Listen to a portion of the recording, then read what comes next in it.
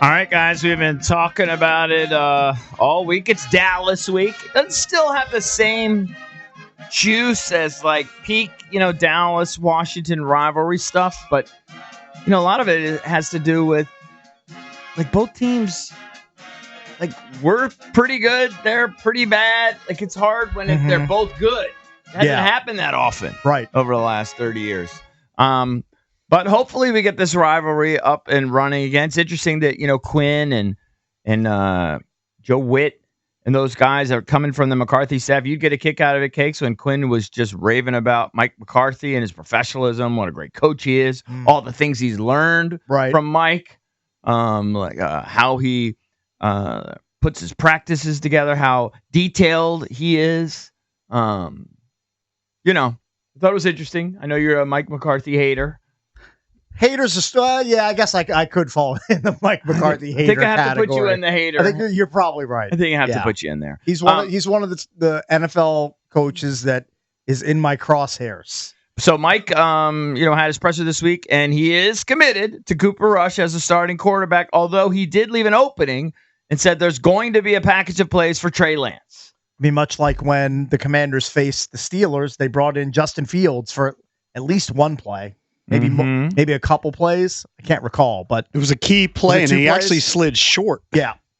So, I can understand, like, if you have Trey Lance and you traded a fourth-round pick to get him, and you can utilize him, especially in short yardage, sure, take advantage of that. So, Cooper has played in 4 career games versus Washington, including last season. One of them was a start, and that's when he went 15 of 27 for 223 yards and 2 touchdowns. In a 25-10 Dallas win back in 2022. So I remember that stretch. I thought, did he quarterback for like 4 or 5 games while Dak was injured? And he did pretty darn well. He was like 4-1 or 5-0, wherever the hell he was. So probably that's what's still lingering in Mike's mind when he stays committed to Cooper. They have had some success, Cakes. He's 5-2 as a starter in his career. Yeah, they've had some success with him starting. So when you look at just how these teams match up, we've talked about this, but the last 5 games, let's go with that. For Washington, we're 3-2. We had the 40-7 drubbing of the Andy Dalton-led Panthers. I remember being a little nervous about that because Dalton had brought that offense back to life a little bit in Carolina, but it wasn't evident against us. Then you had the 18-15. The Hail Mary win over Chicago. Of course, the 27-22 win over the Giants. Then the Pittsburgh debacle with the questionable spot, only losing by a point. Jaden maybe a little off in that game. Not his best game, certainly not his worst. And I think last week against Philly, though, just a few days later, I think Jaden probably did have his worst game of the year. Although they had a chance to go take the lead with 7 or 8 minutes in the fourth quarter? I mean, Saquon ripped off those 2 things to blow the game wide open. But prior to that, they were right there. So they've got time to rally. Meanwhile, Dallas, they're coming on. They've got 5 straight losses in their last 5. Detroit smoked them 47-9, but Detroit's kind of doing that to everybody. They lost to San Francisco, who's been an up and down team who didn't have Christian McCaffrey at that time. 30-24. They lost to Atlanta, 27-21. The Eagles handled them, 34-6. And then Houston and your boy C.J. Stroud took care of business. It got kind of ugly after about the second quarter or so, 34-10. I'm looking back at some of Cooper Rush's game logs from 2022 when the Cowboys run a winning streak. Here's the difference as to what's going to happen this weekend as to what happened in 2022.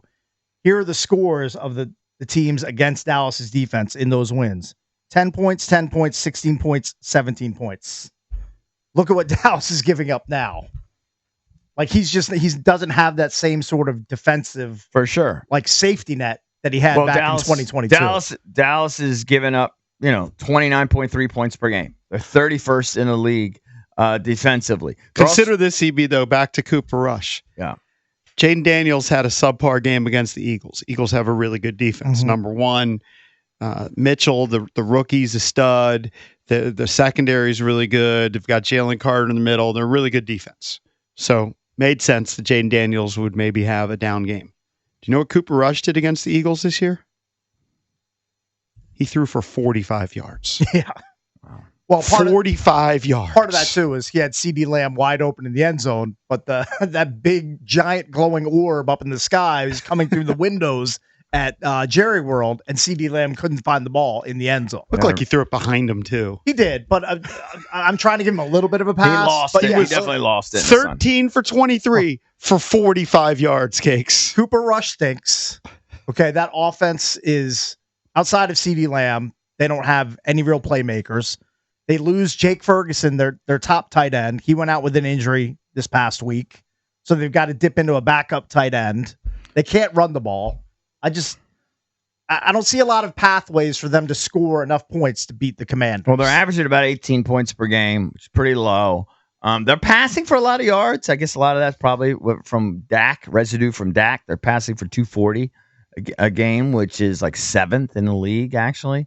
But there is some good news on the Commanders front. DQ said yesterday in his presser, all the offensive linemen are healthy.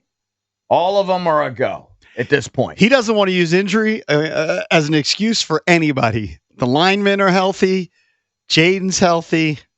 Now they just need to destroy the Cowboys. Isn't that a refreshing change than from some crazy excuse from our former coach, maybe? I like it. But it certainly would be good. Hopefully that's true that we have a healthy, intact offensive line. I think that'll also help Jaden along with the extra practice time.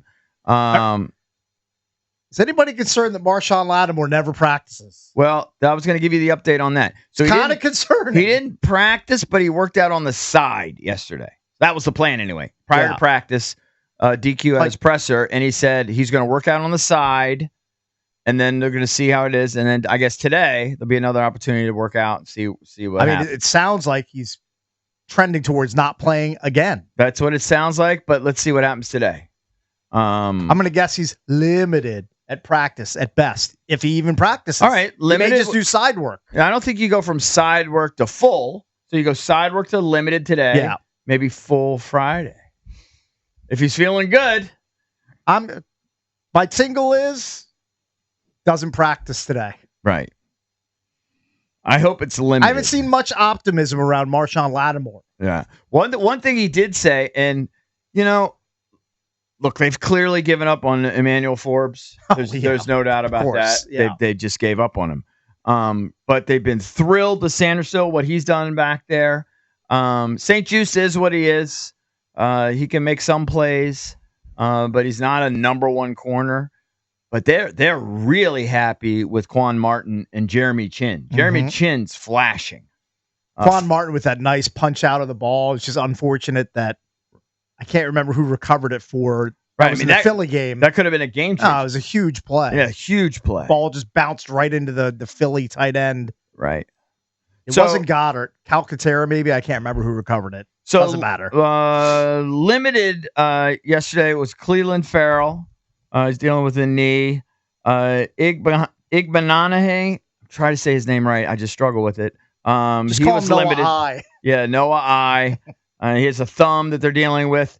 They're still monitoring Austin Seibert, but the good news is, I guess Quinn said they were going to see how the kickoffs were looking to kind of see how strong and how healthy that hip is. Good news is the kid that they signed, Zane Gonzalez, he's been around for a while.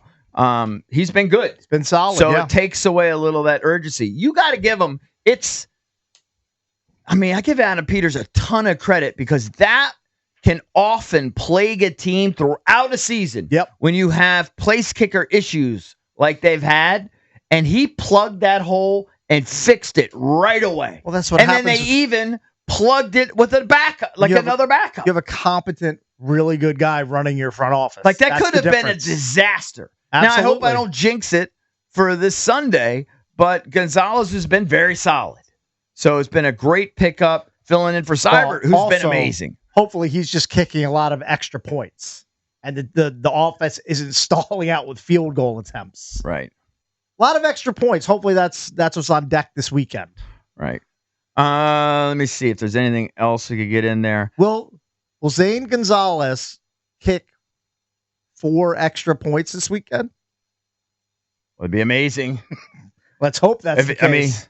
Be amazing. How about 4 extra points and 2 field goals? That's a good recipe for a home dub. With what Dallas is doing defensively, giving up 28-29 a game, we got to get to that threshold. We got to get to 28-29, get back on the bus. I agree. I hope we will. But they still have the Micah factor. Micah Parsons is someone they're still going to have to account for, Cakes. I think you're sleeping on him. I know he didn't have an impressive game statistically last week, but the week prior, in his first game back, he had 2 sacks. He's a game wrecker. He's a guy that's perennially in the conversation for Defensive Player of the Year. Maybe not this year because of the games he's missed, etc., and how bad they are. But you can't sleep on the fact that Micah Parsons is on the other side of the field. They move him all over the place. You have no idea where he's going to be from play to play. Watch out. That's the X factor, I think, in this football game. Well, hopefully he's just a ghost in this game like he was this past week where he had, one tackle. I never think he's truly a ghost. I think he's always wreaking havoc, and if you're holding him off, then you're doing a great job. But I don't, he's not a guy who's going to shut it down. He's an all-go motor guy. He's a wrecking ball. I get nervous. They haven't had DeMarcus Lawrence in the lineup, right? Does he come back? He's not ready to come back, is he? I don't know the answer to that. I wish I did, JP. I mean, they have talented players on that defense, but man, you can run, especially right up the middle against them. Mm-hmm. Here's interesting. They've been plagued by penalties too. The Commanders, just to give you some context, the Commanders are 7th best, I guess, in penalties, with only 43 yards per game in penalties. They're 23rd in the NFL in penalties. They're plagued with 55 penalty yards per game. So that's something to look out for, see how disciplined they are. Third down defense, they're actually a little bit better than we are. They're 11th in the league in third down defense. The Commanders, meanwhile, 26th, Cakes. Teams are converting 43% of third downs against us. Well, we got to force punts. That number has to be much lower on Sunday with Cooper Rush at the helm. It's got to be like 30% or less. That's kind of a jarring stat. That number's got to take a dip. We got to be much better on third down defense.